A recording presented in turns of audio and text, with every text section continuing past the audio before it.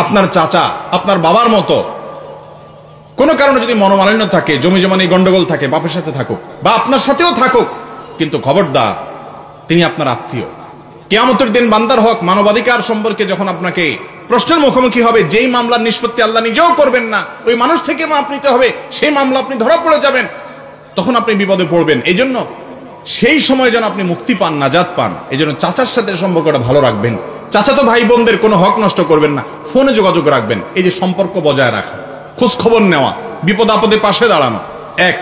Number 2, দানের ক্ষেত্রে অন্য গরিবের চাইতে আত্মীয়দেরকে প্রায়োরিটি দিতে হবে।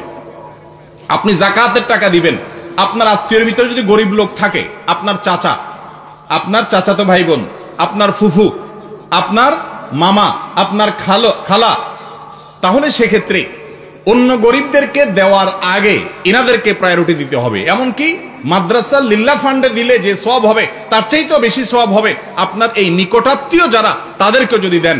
লিল্লাহ ফান্ডে দিলে তার সওয়াব বেশি হওয়ার ভিন্ন কারণ আছে, যে আলেম তৈরি করার ক্ষেত্রে আপনি সহযোগিতা করলেন, কিছু এখানে দেন, কিছু ওখানে দেন, কিন্তু আপনার রক্ত সম্পর্কীয় আত্মীয়দের ব্যাপারে নবী করিম সাল্লাল্লাহু আলাইহি সাল্লাম বলেছেন, আস-সাদাকাতু আলাল মিসকিনি সাদাকা, সাধারণ গরিব মানুষকে তুমি দিলে একটা দানের সওয়াব পাবা। ওয়াস-সাদাকাতু আলাল আকরিবাই আও আলা যিল কুরবা সিলাতুন ওয়া সাদাকাতুন, আর তুমি যদি তোমার রক্ত সম্পর্কীয় আত্মীয় যাদের কথা বললাম এদের মধ্য থেকে কেউ যাকাতের হকদার গরিব মানুষ হয়, তাদেরকে যদি তুমি দান করো, তাহলে সেই দানের কারণে ডাবল সওয়াব পাবা। একটা হলো যাকাত আদায়ের সওয়াব পাইলা, আরেকটা হলো তুমি যে তার আত্মীয়কে টাকা দেওয়ার মাধ্যমে সম্পর্ক ভালো করলা, এই জন্য তুমি সওয়াব পাও। এই জন্য আত্মীয় স্বজনদেরকে দানের জন্য প্রায়োরিটি দিতে হবে। শুধু যাকাত বলে কথা নয়, এমনি হাদিয়া তোহফা বলেন, সাধারণ দান বলেন, আপনি আত্মীয়দেরকে আগে দিবেন। চাচা, ফুফু, চাচাতো ভাই বোন, ফুফাতো ভাই বোন এবং খালা, মামা, মামাতো ভাই বোন, দাদি, দাদা, নানা, নানি, এনাদেরকে প্রায়োরিটি দিবেন। ভাই বোন তাদের মধ্যে সবচেয়ে বেশি। ভাই বোন যদি বড় হয় এবং তারা যদি ভিন্ন সংসার থাকে, তারা যদি আপনার অধীনস্থ না থাকে, তাহলে সেক্ষেত্রে আপনি একটা গিফট দিবেন, বা একসাথে থাকলেও গিফট দিবেন, হাদিয়া দিবেন, তোহফা দিবেন, অন্য কাউকে দেওয়ার চাইতে তাকে দিবেন। যে মানুষের অধিকার আমাদের কাছে, আমাদের উপরে সবচেয়ে বেশি, সেই মানুষটা হলেন আমাদের আত্মীয়র তালিকা। এতক্ষণ গেল, এই আত্মীয়ের তালিকার পরে যার অধিকার সবচেয়ে বেশি, সে লোকটা হলেন প্রতিবেশী। সে লোকটা কি রে ভাই? প্রতিবেশী। নবী করিম সাল্লাল্লাহু আলাইহি সাল্লাম বলেছেন, কিয়ামতের দিন কত মানুষ তার আত্মীয়ের মামলার আসামি হয়ে আটকা পড়ে থাকবে, ঝুলে থাকবে। এই আত্মীয়র পাওনা, ওই আত্মীয়র পাওনা, ওই আত্মীয়র অভিযোগ, এই আত্মীয়র অভিযোগ, এই মামলা নিষ্পত্তি করতে গিয়ে সে হিমশিম খেয়ে যাবে।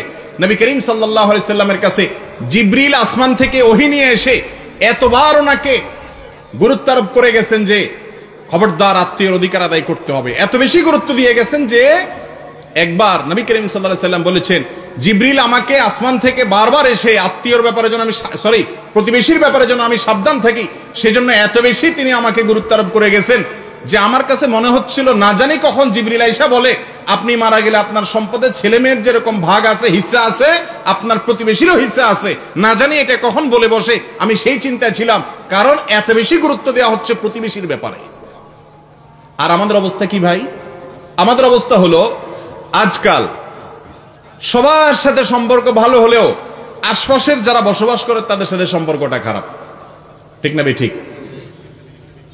এমনকি মসজিদের পাশে যদি কোনো বাড়ি থাকে, মসজিদ কমিটির লোকজন, ইমাম সাহেব, মুয়াজ্জিন সাহেব, তাদের অত্যাচারে অনেক সময় আশপাশের লোকেরা তারা ভালো থাকতে পারেন না। হয় কি হয় না এরকম? আপনার বাড়ির পাশের বাড়ি, আপনার ঘরের পাশের ঘর, তাদের প্রতি আপনার সদাচরণ করতে হবে। তার বাসা বাড়িতে আপনার বাড়ির পানি তার বাড়িতে গিয়ে পড়ে, আপনার গাছের ছায়া দিয়ে তাকে একেবারে আপনি অন্ধকার করে রাখছেন, আপনি তার সাথে শত্রুতার সুলভ আচরণ করছেন, এগুলো জায়েজ নাই।